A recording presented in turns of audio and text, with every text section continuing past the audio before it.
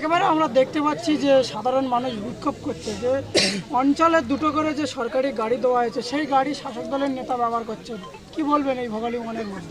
আমি তো এটাই চিন্তা করে পাচ্ছি না যে যে দিয়েছিল বিডিওর সাথে দুটো করে গাড়ি প্রত্যেক অঞ্চলে, সেই গাড়ি তার নিজের ক্ষেত্রে কিভাবে ব্যবহার করা হয় আমরা এতদিন ধরে খুঁজছিলাম, তাকে ধরতে পারছিলাম না। আমাদের ছেলেপিলা হাতে নাতে ধরা হয়েছে। প্রথম আমাদের নওশাদ সিদ্দিকী ভাইজান যেটা সেটা আইনি পদক্ষেপ, আমরা কালকে ভিডিও চিঠি করছি, ভিডিও তারপরে প্রশাসন থানা, তারপরে কোর্টে যাচ্ছি। কিভাবে কি করতে হয়, এর কীভাবে গলায় পা দিয়ে বার করতে হয়, যে জনগণ সাধারণ মানুষের গাড়ি নিয়ে সাধারণ মানুষের ব্যবহারকৃত উপকৃত জীবন সেই গাড়িটা নিয়ে কেন সে নিজের এতে ব্যবহার করছে, ভাড়া খাটাচ্ছে, এটা দ্বিতীয় দিন কোর্টের মাধ্যমে কী হয় আমরা বুঝে নিচ্ছি। জিনিসের একটা সরকারের মতন দেখায় কিন্তু সেই গাড়িতে কোনো দেখাচ্ছে না, তার নিজের মতন। সেটা তো এটাও কোনো সিস্টেম আছে, কতদিন ওই গাড়ির লোগো থাকতে হবে, কতদিন রাখতে হবে আমরা বলেছি তো, আমরা আইনের মাধ্যমে মেম্বারের সাথে বোঝাপড়া হবে।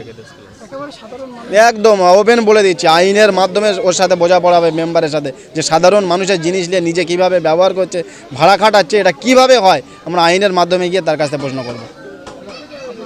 মোহাম্মদ কারিমুল ইসলাম।